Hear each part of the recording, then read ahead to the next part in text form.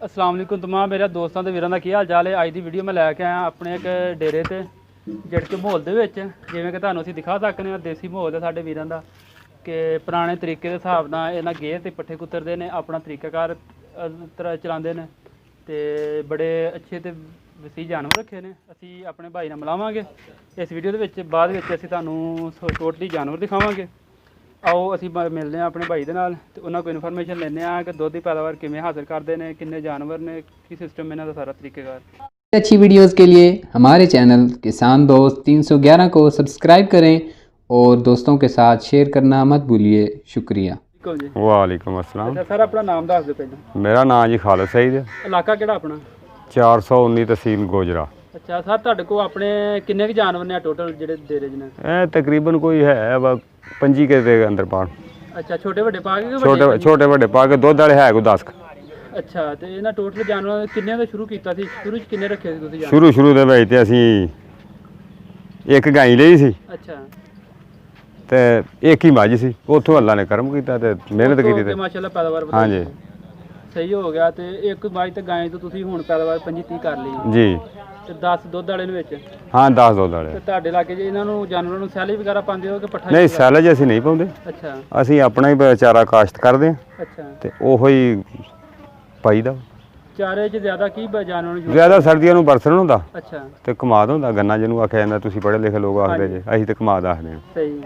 ਤੇ ਉਹੋ ਹੀ ਤੇ ਮਿਕਸ ਗਰਮੀਆਂ ਕਰਕੇ। ਵਿੱਚ ਕਿਹੜਾ ਚਾਰਾ ਯੂਜ਼ ਹੁੰਦਾ? ਗਰਮੀਆਂ ਦੇ ਵਿੱਚ ਆ ਮਕਈ, ਜਵਾਰ, ਬਾਜਰਾ ਵਗੈਰਾ ਅੱਛਾ ਤੇ ਜਾਂ ਤੂੜੀ, ਗੰਦਮ ਦੀ, ਕਣਕ ਦੀ ਭੂਸਾ ਲਾ ਲਓ। ਹਾਂਜੀ ਹਾਂਜੀ, ਇਹ ਚੀਜ਼ਾਂ ਇਸਤੇਮਾਲ ਕਰੀਦੀਆਂ। ਤੇ ਵੰਡੇ ਦੇ ਵਿੱਚ ਅਸੀਂ ਜ਼ਿਆਦਾਤਰ ਇਸਤੇਮਾਲ ਕਰਦੇ ਹਾਂ ਮਕਈ। ਆਪਣਾ ਤਿਆਰ ਕਰਦੇ? ਹਾਂਜੀ, ਆਪਣਾ ਤਿਆਰ ਵੀ ਕਰੀਦਾ ਤੇ ਬਾਕੀ ਇੱਕ ਖਾਦ ਜ਼ਿਆਦਾ ਇਸਤੇਮਾਲ ਕਰੀਦੀ ਹੈ। ਅੱਛਾ, ਜਿਹੜਾ ਮਕਈ ਦਾ ਵੰਡਾ ਤਿਆਰ ਕਰਦੇ ਹੋ ਉਹ ਕਿਵੇਂ ਤਿਆਰ ਕਰਦੇ ਹੋ? ਉਹਦੇ ਵਿੱਚ ਕੀ ਰਲਾਉਂਦੇ ਹੋ? ਕੁਝ ਨਹੀਂ, ਗੰਦਮ ਤੇ ਮਕਈ ਮਿਕਸ ਕਰਕੇ ਉਹਨਾਂ ਨੂੰ ਪਿਆ ਲੈਣਾ, ਦਾਲਾ ਜਿਹਾ ਬਣਾ ਲੈਣਾ ਤੇ ਬਸ ਉਹੋ ਹੀ ਭੇਂ ਕੇ ਪਾਈਦਾ। ਉਹ ਡੇਲੀ ਦਾ ਕਿੰਨਾ ਜਾਨਵਰ ਨੂੰ ਪਾਉਂਦੇ ਹੋ ਫੀਡ? ਉਹ ਡੇਲੀ ਦਾ ਤਕਰੀਬਨ ਫੀ ਜਾਨਵਰ 2 ਕਿਲੋ ਤੋਂ 2.5 3 ਦੇ ਅੰਦਰ ਬਾਹਰ। ਇਹ ਦੁੱਧ ਵਾਲੇ ਨੂੰ ਪਾਉਂਦੇ ਕਿ ਸਾਰਿਆਂ ਨੂੰ? ਦੁੱਧ ਵਾਲੇ ਦੁੱਧ ਵਾਲੇ ਨੂੰ। ਦੂਸਰਿਆਂ ਨੂੰ ਤਾਂ ਸਾਦਾ ਚਾਰਾ ਹੀ ਪਾਈਦਾ। ਅੱਛਾ, ਦੁੱਧ ਜਿਹੜਾ ਜਾਨਵਰ ਹੈ ਤੁਹਾਡੇ ਕੋਲ ਉਹ ਤੁਸੀਂ ਕਿੰਨੇ ਕੁ ਜਾਨਵਰ ਦੁੱਧ ਦੇ ਲੈਂਦੇ ਆ ਤੇ ਸਭ ਤੋਂ ਟਾਪ ਦਾ ਜਿਹੜਾ ਜਾਨਵਰ ਉਹ ਕਿੰਨਾ ਦੁੱਧ ਦਿੰਦਾ? ਸਾਡਾ ਜੀ ਐਵਰੇਜ ਇਹ ਲਾਈਏ ਨਾ, ਮਤਲਬ ਸਾਰਾ ਮੈਕਸਿਮਮ ਇਕੱਠਾ ਕਰੀਏ ਹਾਂਜੀ ਤਾਂ ਤਕਰੀਬਨ 16 ਕਿਲੋ ਔਸਤ ਬਣਦੀ ਹੈ। ਸਹੀ ਹੋ ਗਿਆ। ਤੇ ਜਿਹਦੇ ਤੋਂ 12 ਤੋਂ ਲੈ ਕੇ 20 ਲੀਟਰ ਤੱਕ ਜਾਨਵਰ ਦੁੱਧ ਦੇਣ ਵਾਲੇ ਹੈ। ਹਾਂਜੀ, ਨਹੀਂ ਸਾਰਾ ਟੋਟਲ 24 ਘੰਟੇ ਦਾ। ਅੱਛਾ, 24 ਘੰਟੇ ਦਾ ਜੀ। ਤੇ ਉਹ ਜਿਹੜੇ 10 ਜਾਨਵਰ ਟੋਟਲੀ ਨੇ ਉਹ ਕਿੰਨਾ ਦੁੱਧ ਹੋ ਜਾਂਦਾ ਤੁਹਾਡੇ ਕੋਲ? ਉਹ ਤਕਰੀਬਨ 160 ਕਿਲੋ ਦੇ ਅੰਦਰ ਬਾਹਰ ਹੋ ਜਾਂਦਾ। ਸਹੀ ਹੋ ਗਿਆ ਜੀ। ਮਾਸ਼ਾਅੱਲਾ। ਤੇ ਤੁਹਾਡੇ ਇਲਾਕੇ 'ਚ ਦੁੱਧ ਦੀ ਕੀਮਤ ਅੱਛੀ ਮਿਲ ਜਾਂਦੀ? ਕੀ ਵਿਕਦਾ ਤੁਹਾਡਾ? ਦੁੱਧ ਦੀ ਕੀਮਤ ਤੋਂ ਸ਼ਿਕਾਇਤ ਹੈ ਸਾਨੂੰ। ਅੱਛਾ, ਦੁੱਧ ਦੀ ਕੀਮਤ ਸਾਨੂੰ ਜਰਾ ਥੋੜੀ ਮਿਲਦੀ ਹੈ। ਕਿੰਨੇ ਕੁ ਲੀਟਰ ਫੀ ਲੀਟਰ ਕਿੰਨੇ ਵੇਚ ਕੇ ਜਾਂਦਾ? ਇਹ 50 ਰੁਪਏ ਦੇ ਅੰਦਰ ਬਾਹਰ ਮਿਲਦਾ, ਵਿਕਦਾ ਵਾ ਸਾਡਾ ਇੱਥੇ ਦੁੱਧ ਜਿਹੜੇ ਸਾਡੇ ਕੋਲ ਖੜਦੇ ਹਾਂ ਜੀ ਲੀਟਰ ਦੇ ਹਿਸਾਬ ਨਾਲ। ਸਹੀ ਹੋ ਗਿਆ। ਤੁਹਾਡੇ ਕੋਲ ਤੋੜ ਦੁੱਧ ਹੀ ਆਉਂਦੇ ਇੱਥੇ? ਹਾਂਜੀ, ਆਉਂਦੇ ਤੇ ਚੁੱਕਦੇ ਡੇਰੇ ਤੋਂ ਹੀ ਆ। ਅੱਛਾ, ਬਾਕੀ ਕੀਮਤ ਸਾਨੂੰ ਨਹੀਂ ਪੂਰੀ ਮਿਲਦੀ, ਸਹੀ ਹੈ। ਜਿਸ ਵਜ੍ਹਾ ਤੋਂ ਸਾਨੂੰ ਕੁਛ ਐਡਾ ਜ਼ਿਆਦਾ ਫਾਇਦਾ ਨਹੀਂ ਹੈ। ਜਿਹੜੀ ਕੀਮਤ ਉਹ ਲੈਂਦੇ ਆ ਦੁੱਧ ਹੀ ਲੈਂਦੇ ਜਾਂ ਸ਼ਹਿਰਾਂ 'ਚ ਲੋਕ ਲੈਂਦੇ ਉਹ ਸਾਨੂੰ ਨਹੀਂ ਮਿਲਦੀ। ਬਿਲਕੁਲ। ਇਹ ਤੇ ਇਲਾਕੇ ਤੋਂ ਦੂਰ ਥੋੜਾ ਨੁਕਸਾਨ ਪੈ ਜਾਂਦਾ, ਪਰ ਇਹ ਆ ਕਿ ਅੱਛਾ ਰੋਜ਼ਗਾਰ ਤੁਹਾਡੇ ਘਰ ਦਾ। ਹਾਂਜੀ ਹਾਂਜੀ, ਉਹ ਅੱਲਾ ਦਾ ਕਰਮ ਆ, ਉਹ ਬਾਕੀ ਸਹੀ ਹੈ ਸਭ। ਸਹੀ। ਤੇ ਇਹਨਾਂ ਜਾਨਵਰਾਂ ਨੂੰ ਚਾਰੇ ਤੋਂ ਇਲਾਵਾ ਵਾਈ ਸ਼ਾਈ ਤੋਂ ਬਚਾਉਣ ਲਈ ਕੀ ਯੂਜ਼ ਕਰਦੇ ਆ? ਵਾਈਸ ਤੋਂ ਵਗੈਰਾ ਜਾਂ ਕੋਈ ਉਹਨਾਂ ਆਪਣਾ ਇਹੋ ਜਿਹਾ ਮਸਲਾ ਬਣ ਜੇ ਤਾਂ ਆਪਣਾ ਸਾਦਾ ਮਿਰਚ ਮਸਾਲਾ, ਹਰੀ ਮਿਰਚ ਜ਼ਿਆਦਾ ਦੇਈਦੀ ਹੈ। ਅੱਛਾ, ਨਮਕ, ਇਲਾਚੀ, ਇਹੋ ਜਿਹੀਆਂ ਚੀਜ਼ਾਂ। ਉਹ ਦੇਸੀ ਅਦਰਕ ਜਿਹੜਾ ਵਗੈਰਾ। ਮਸਾਲਾ ਉਹ ਕਿਵੇਂ ਤਿਆਰ ਕਰਦੇ ਹੋ? ਸਾਨੂੰ ਉਹ ਤਰੀਕੇਕਾਰ ਦੱਸੋ ਹਾਂ। ਉਹ ਜੀ ਅਸੀਂ ਨਮਕ, ਹਰੀ ਮਿਰਚ, ਅੱਛਾ। ਸੌਂਫ, ਹੂੰ। ਜਵੈਣ, ਇਹ ਚਾਰੇ ਚੀਜ਼ਾਂ ਮਿਕਸ ਕਰ ਲਈਦੀਆਂ, ਕੁੱਟ ਲਈਦੀਆਂ ਬਰੀਕ ਕਰਕੇ। ਅਦਰਕ ਵੀ ਵਿੱਚ ਲਵੇ 5 ਚੀਜ਼ਾਂ ਵਾ। ਤੇ ਉਹ ਫੀ ਜਾਨਵਰ ਨੂੰ ਕਿੰਨਾ ਕੁ ਦੇ ਲੈਂਦੇ ਹੋ? ਫੀ ਜਾਨਵਰ ਤਕਰੀਬਨ ਪਾਈਆ ਦੇ ਅੰਦਰ ਬਾਹਰ, ਪਾਈਆ ਦੇਈਦਾ। ਉਹ ਮੁੱਠ ਵਗੈਰਾ ਨਾਲ ਦੇ ਲੈਂਦੇ ਹੋ ਜਾਂ? ਹਾਂਜੀ, ਹੱਥ ਨਾਲ ਹੀ ਦੇਈਦਾ। ਹੱਥ ਨਾਲ ਹੀ। ਹਾਂਜੀ।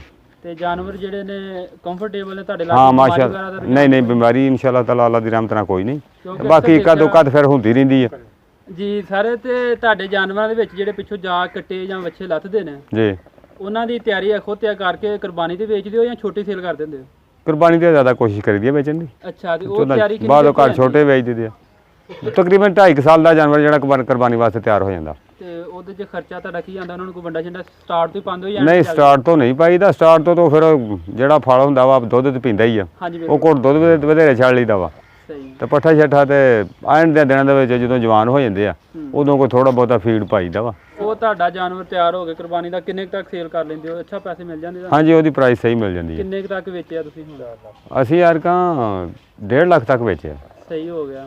ਤੇ ਕਿੰਨੇ ਕੁ ਤਿਆਰ ਹੋ ਜਾਂਦੇ ਨੇ ਤੁਹਾਡੇ ਕੋਲ 2-3 ਸਾਲਾਂ ਤੱਕ? 2-3 ਹਰ ਸਾਲ ਹੀ ਤਕਰੀਬਨ 5-6 ਜਾਨਵਰ ਤੇ ਕੁਰਬਾਨੀ ਵਾਸਤੇ ਤਿਆਰ ਹੋ ਜਾਂਦੇ ਆ। ਅੱਛਾ, ਹਰ ਸਾਲ ਤਕਰੀਬਨ ਸਿਸਟਮ ਚੱਲਿਆ ਤੁਹਾਡਾ ਜੀ। ਤੇ ਉਹ ਤਿਆਰ ਹੋ ਜਾਂਦੇ ਨੇ। ਹਾਂਜੀ ਸਹੀ ਹੋ ਗਿਆ। ਤੇ ਇਸ ਤੋਂ ਇਲਾਵਾ ਤੁਹਾਡਾ ਰੋਜ਼ਗਾਰ ਜਿਹੜਾ ਉਹ ਵਾਈ ਸ਼ਾਈ ਦਾ ਵੀ? ਹਾਂਜੀ, ਵਾਈ ਦਾ ਹੀ ਹੋ। ਤੁਹਾਡੀ ਕਿੰਨੀ ਕੁ ਜ਼ਮੀਨ ਹੈ, ਕਿੰਨਾ ਕੁ ਕਾਸ਼ਤ ਕਰ ਲੈਂਦੇ ਹੋ?